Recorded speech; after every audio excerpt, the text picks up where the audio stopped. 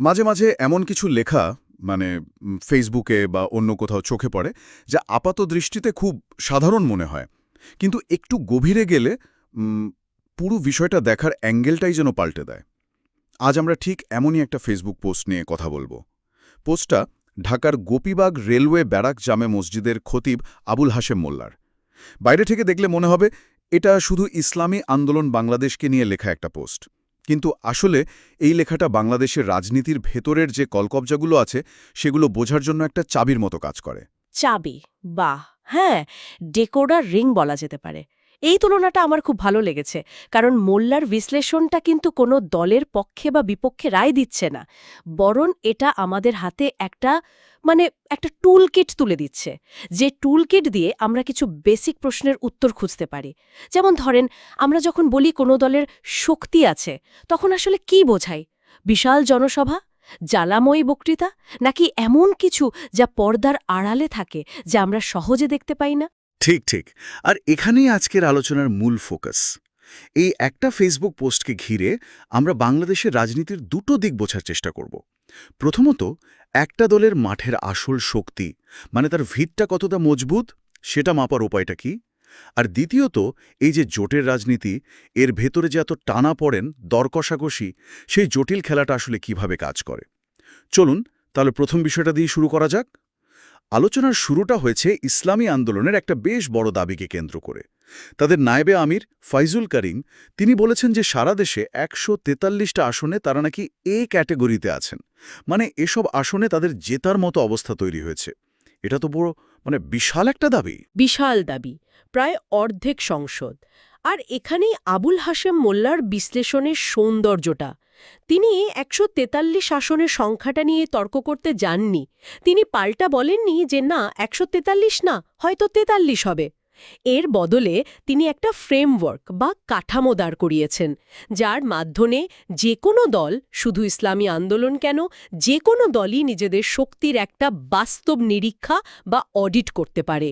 তিনি কুমিল্লা ১০ আসনকে একটা case study হিসেবে ব্যবহার করে ১৬টা প্রশ্নের একটা তালিকা দিয়েছেন। এটাকে আমরা বলতেই পারি একটা পলিটিক্যাল পাওয়ার অডিট। পলিটিক্যাল পাওয়ার অডিট, বাহ, দারুণ একটা টার্ম।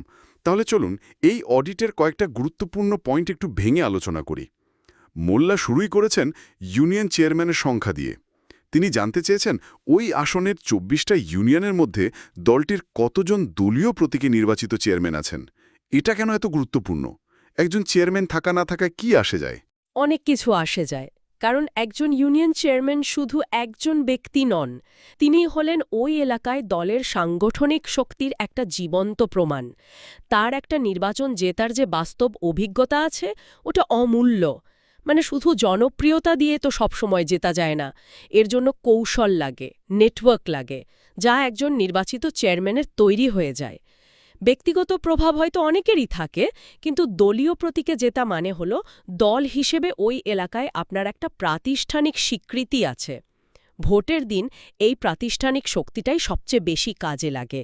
আচ্ছা আচ্ছা, এই প্রাতিষ্ঠানিক শক্তি আর জনপ্রিয়তার পার্থক্য বোঝাতেই তো মোল্লা ওই যে স্থিতিশক্তি আর গতিশক্তির অসাধারণ উপমারা ব্যবহার করেছেন, তাই না? একদম। এই উপমাটা পুরো বিষয়টাকে একেবারে পরিষ্কার করে দেয়। তিনি বলছেন, একটা জনসভার বিশাল ভিড় হলো স্থিতিশক্তি বা পোটেনশিয়াল এনার্জি। এটা দেখতে খুবই শক্তিশালী মনে হয়, অনেকটা অনাভর্তি বিশাল জলাধারের মতো। শক্তিটা জমে আছে, কিন্তু সরাসরি কোনো কাজ করছে না। পটেনশিয়াল। হ্যাঁ। অন্যদিকে ওই যে ইউনিয়ন পরিষদের চেয়ারম্যান বা ধরেন বাজার কমিটির নিয়ন্ত্রণ, এগুলো হলো গতিশক্তি বা কাইনেটিক এনার্জি। এটা অনেকটা টারবাইন ঘুরিয়ে বিদ্যুৎ তৈরির মতো।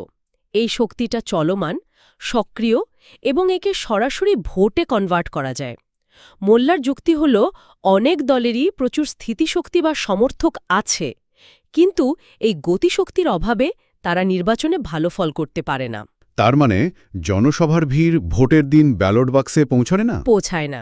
তাহলে আসল খেলাটা হলো এই স্থিতিশক্তিকে গতিশক্তিতে রূপান্তর করা। আর এই গতিশক্তির উৎস খুঁজতে গিয়ে মোল্লা তো আরও গভীরে, একেবারে গ্রামের ভেতরে ঢুকে পড়েছেন। হ্যাঁ, একদম তৃণমূল পর্যায়ে। তিনি প্রশ্ন করেছেন ওই আসনের প্রায় ৪৫০টা গ্রামের মধ্যে কতগুলোতে দলের পূর্ণাঙ্গ কমিটি আছে। এটা একটা খুবই গুরুত্বপূর্ণ প্রশ্ন, কারণ এই গ্রাম কমিটিগুলোই হলো রাজনীতির একেবারে প্রাইমারি ইউনিট। ভোটের দিন সকালে ভোটারদের বাড়ি থেকে ডেকে বের করে ভোটকেন্দ্রে নিয়ে আসা, প্রতিপক্ষের কোনো অপপ্রচারের জবাব দেওয়া, এই শেষ মুহূর্তের কাজগুলো কিন্তু এরাই করে। যাদের এই নেটওয়ার্ক নেই, তাদের হাজার হাজার সমর্থক থাকলেও ভোটের দিন সকালে তারা নিষ্ক্রিয় হয়ে পড়তে পারে। আর তিনি তো শুধু গ্রামেও থেমে থাকেননি, নজর দিয়েছেন বাজারের দিকেও। একটা আসনে পড়ে ১৭৫টা বাজার, সেগুলোর কমিটির নিয়ন্ত্রণ থাকাটা কেন এতটা জরুরি? আমার তো প্রথমে মনে হয়েছিল এটা হয়তো অর্থনৈতিক নিয়ন্ত্রণের কোনো বিষয়। অর্থনৈতিক নিয়ন্ত্রণের চেয়েও এটা বেশি গুরুত্বপূর্ণ, সামাজিক আর তথ্যগত নিয়ন্ত্রণের জন্য। বাজার হলো একটা এলাকার নার্ভ সেন্টার, বা বলা যায় তথ্য বিনিময়ের কেন্দ্র। নির্বাচনের আগে একটা গুজব যদি ছড়িয়ে পড়ে, যার হাতে বাজার কমিটির নিয়ন্ত্রণ, সে চাইলেই সেই গুজবকে থামিয়ে দিতে পারে, অথবা নিজের পক্ষে কাজেও লাগাতে পারে। আর ব্যবসায়ীদের সমর্থন পাওয়া মানে তো শুধু তাদের ভোট পাওয়া না, তাদের শক্তিশালী নেটওয়ার্ক এবং অর্থনৈতিক শক্তিকেও পাশে পাওয়া। ঠিক। নির্বাচনের সময় অর্থ তো একটা বড় ফ্যাক্টর। অবশ্যই। এই অডিটের সবগুলো ধাপ পার হওয়ার পর মোল্লা সবচেয়ে কঠিন প্রশ্নটা তুলেছেন, যা নির্বাচনের দিনের বাস্তবতার সাথে সরাসরি জড়িত: ভোটকেন্দ্রের এজেন্ট। ঠিক, এটাই হলো ফাইনাল পরীক্ষা। তিনি প্রশ্ন করেছেন, আসনের প্রায় ১০০টা ভোটকেন্দ্রের প্রতিটিতে কি দলের ২জন করে প্রশিক্ষিত, বিশ্বস্ত এবং সাহসী এজেন্ট দেওয়ার মতো লোক আছে? যার এজেন্ট নেই, তার কাছে ভোটের দিনের মাঠ ফাঁকা, ভোটের গণনা ঠিকমতো হচ্ছে কিনা, কোনো অনিয়ম হচ্ছে কিনা, এসব দেখার জন্যই তো এজেন্টটা দরকার। সব মিলিয়ে এই পাওয়ার অডিট এটাই দেখায় যে ১৪৩ আসনের দাবি করাটা হয়তো সমর্থকদের উজ্জীবিত করার জন্য ভালো একটা কৌশল, কিন্তু মাঠের বাস্তবতা যাচাই করতে গেলে এমন অনেক কঠিন প্রশ্নের মুখোমুখি হতে হয়। এই পুরো পাওয়ার অডিটের আলোচনা থেকে একটা বিষয় খুব পরিষ্কার: যদি কোনো দলের মাঠ পর্যায়ে এই গতিশক্তি বা কাইনেটিক এনার্জি দুর্বল হয়, তাহলে তাদের একার পক্ষে জেতা প্রায় অসম্ভব। তাদের তখন জোটের উপর নির্ভর করতেই হয়। আর এখানেই মোল্লার দ্বিতীয় পোস্টটা প্রাসঙ্গিক হয়ে ওঠে, তাই না? এই দুর্বলতায় কি জোটের রাজনীতির জটিলতার জন্ম দেয়? হাত ধরতে হয়। আর যখনই আপনি অন্যের হাত ধরেন, তখনই শুরু হয় দর কষাকষি, বিশ্বাস অবিশ্বাসের খেলা। মোল্লার দ্বিতীয় পোস্টটি ঠিক এই খেলাটাকেই উন্মোচিত করেছে। চলুন তাহলে এই খেলার ভেতরে ঢোকা যাক। সবচেয়ে বড় যে অভিযোগটা নিয়ে আলোচনা হচ্ছে, সেটা হলো চরমোনাই এবং জামায়াতের মধ্যকার সম্পর্ক নিয়ে। বলা হচ্ছে চরমোনাই নাকি কৌশলগত কারণে জামায়াতের আমিরের আসনে প্রার্থী দেয়নি, কিন্তু জামায়াত ঠিকই চরমোনাইয়ের আমিরের আসনে প্রার্থী দিয়েছে। এটাকে তো অনেকেই সরাসরি বিশ্বাসঘাতকতা হিসেবে দেখছে। বাইরে থেকে দেখলে ঘটনাটা ঠিক তেমনই মনে হয়। সরল চোখে এটা একটা একতরফা উদারতা আর তার বিনিময়ে পাওয়া বিশ্বাসঘাতকতা। কিন্তু মোল্লা এখানে পর্দার আড়ালে সম্ভাব্য কৌশলটা তুলে ধরেছেন। তিনি দুটো পয়েন্ট উল্লেখ করেছেন। প্রথমত, চরমোনাই শুধু জামায়াতের আসনেই ছাড় দেয়নি, তারা মোট ৩২টি আসনে কৌশলগত কারণে প্রার্থী দেয়নি। তাই এটাকে শুধু জামায়াতের প্রতি বিশেষ উদারতা হিসেবে দেখার সুযোগ কম। আর দ্বিতীয় এবং সবচেয়ে গুরুত্বপূর্ণ যে পয়েন্টটা তিনি এনেছেন, সেটা হলো জামায়াতের প্রার্থী দেওয়াটা একটা প্লেস হোল্ডার কৌশল হতে পারে। প্লেস হোল্ডার কৌশল, এই ব্যাপারটা একটু ব্যাখ্যা করা যাক। এটা আসলে কি? এটা জোটের রাজনীতির একটা খুব সাধারণ কিন্তু কার্যকর কৌশল। ধরুন, দুটো দল আসন ভাগাভাগি নিয়ে আলোচনা করছে। আলোচনা চূড়ান্ত হওয়ার আগে পর্যন্ত কোনো আসনই ফাঁকা রাখা হয় না। প্রতিটি দলই নিজেদের সম্ভাব্য আসনে একজন করে প্রার্থী দিয়ে রাখে, যাকে বলা হয় প্লেস হোল্ডার।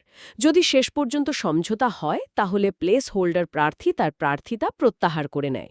আচ্ছা। আর সেটা হলো বিশ্বাসের অভাব। যদি জোটের শরিকদের মধ্যে গভীর বিশ্বাস থাকত, তাহলে এই প্লেস হোল্ডারের কোনো প্রয়োজনই হতো না। আপনি আপনার সঙ্গীর ওপর ভরসা করতেন যে আলোচনার পর যা সিদ্ধান্ত হবে সে তা মেনে নেবে। এই প্লেস হোল্ডার রাখাটাই প্রমাণ করে যে দলগুলো একে অপরকে পুরোপুরি বিশ্বাস করে না। এটা একটা রাজনৈতিক সেফটি নেট, যা অবিশ্বাসের কারণেই তৈরি হয়। এটা আসলেই একটা গুরুত্বপূর্ণ দৃষ্টিভঙ্গি। তার মানে সমস্যাটা কৌশলের নয়, জোটের ভেতরের রসায়নের। আচ্ছা, আরেকটা অভিযোগ নিয়েও তো বেশ কথা হচ্ছে। বলা হচ্ছে জামায়াত নাকি অন্য শরিকদের সাথে কোনো আলোচনা না করেই এলডিপি আর এনসিপিকে তাদের জোটে অন্তর্ভুক্ত করেছে। এখানেও মোল্লার বিশ্লেষণটা খুব যুক্তি নির্ভর। তিনি কতগুলো পাল্টা প্রশ্ন ছুড়ে দিয়েছেন। যেমন, যদি জামায়াত একাই এই সিদ্ধান্ত নিয়ে থাকে, তাহলে জোটের বাকি দলগুলো, বিশেষ করে চরমোনাই, তখন কেন চুপ ছিল? আর যে সংবাদ সম্মেলনে এই অন্তর্ভুক্তির ঘোষণা দেওয়া হলো, সেখানে তো চরমোনাইয়ের একজন প্রতিনিধি উপস্থিত ছিলেন। যদি তারা এই সিদ্ধান্তের সঙ্গে একমত নাই হন, তাহলে তাদের প্রতিনিধি সেখানে কি করছিলেন? প্রশ্ন তো আসে। মোল্লার ইঙ্গিতটা হলো, এই যে এখন প্রকাশ্যে অভিযোগ করা হচ্ছে, এটা আসলে পর্দার আড়ালে দর তসাকসির চাপ বাড়ানোর একটা কৌশল হতে পারে। বাহ, রাজনীতির ভেতরের খেলাটা আসলেই জটিল। শেষ আরেকটা মজার অভিযোগের দিকে যাওয়া যাক। এটা বেশ ব্যক্তিগত আক্রমণ। বলা হচ্ছে জামায়াতের আমির তো আগের নির্বাচনে নিজের জামানত হারিয়েছেন, তাকে প্রধানমন্ত্রী বানানোর স্বপ্ন তারা কিভাবে দেখে? এটা তো খুব সহজ এবং জনপ্রিয় একটা যুক্তি, তাই না? হ্যাঁ, এবং এই ধরনের ব্যক্তিগত আক্রমণ সাধারণ মানুষের কাছে খুব সহজে পৌঁছায়।